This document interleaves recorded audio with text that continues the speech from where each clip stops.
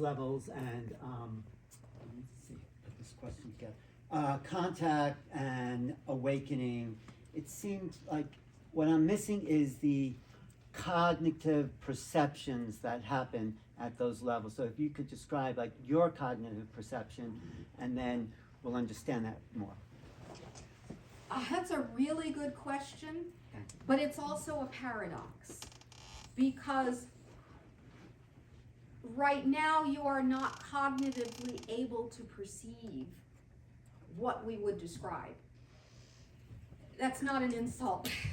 It's simply that you are in right now this cognitive shift that you can't see happening until you've passed through it. But the cognitive shift is already happening, and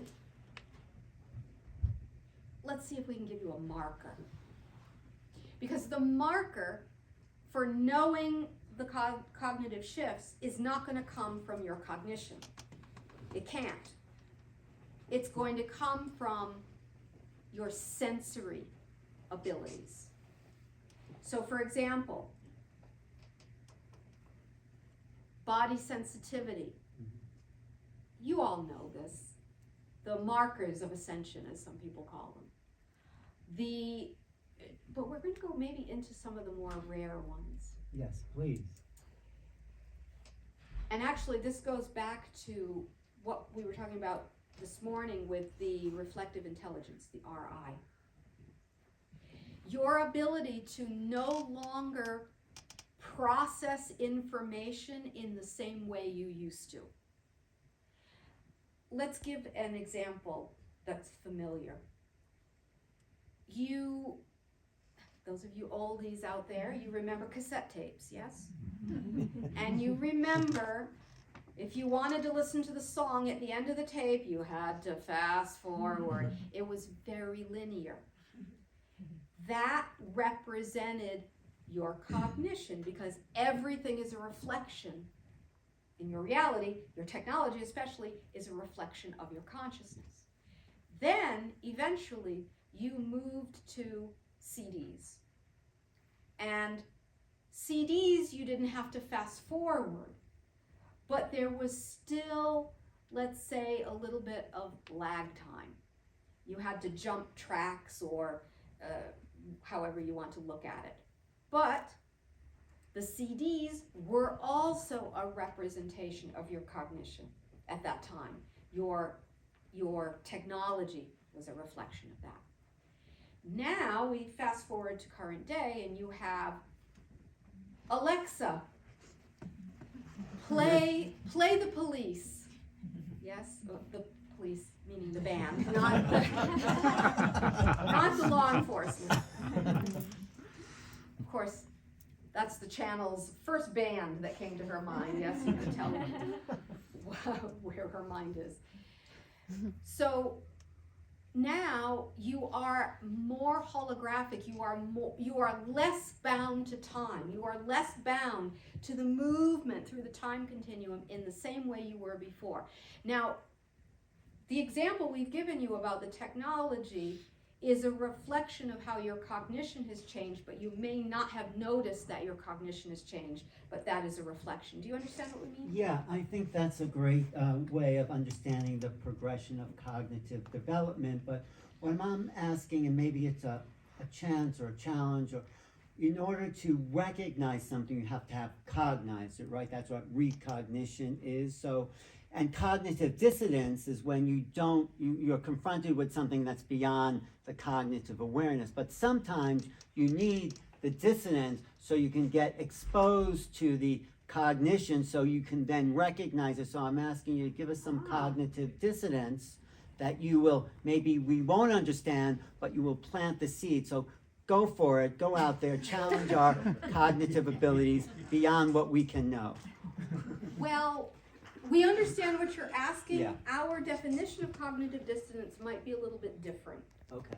In the sense that, at least how it's playing out in your world now, cognitive dissonance is happening when there's a truth you know inside that your belief system won't let you see.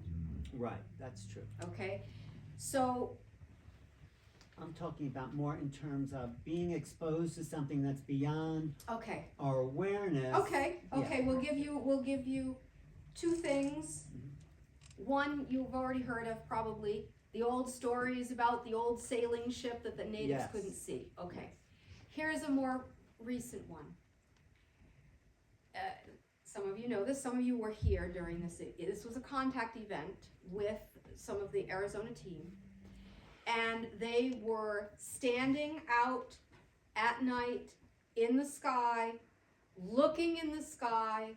Yes, there was lots of stuff going on in the sky, but Lisa had her phone and was filming into the dark space. And another man here, Al, doing the same. They were standing side by side. There was nothing in the sky visually. And then they checked the video after. Clear as day, triangular ship, 100 feet over Lisa. Wow. In the dark, so all you see is the lights. So this is an example of how you rely so much on your eyes to process your cognition that you are going to have to instead expand your ability, your cognitive abilities, your sensory abilities in a new way, especially to use the body. So there was another person who's in this room who was there, and she yelled, you can hear it on the video, "I have chills." That was her body responding to what she knew was there, but could not cognize. What is going to happen, especially with the contact issue, is that you are going to have to give yourself permission to perceive beyond the habitual ways you have learned to perceive, and you're going to have to learn to trust them, which is hard, yes? Well, it's the only way, there's only choice we have. Exactly. You hit the nail on the head. It is the only choice you have unless you want to stay in the box. Right. So we obviously could talk a lot Yes, about this, thank but you. we thank you so much. Thank you. You opened a big door there.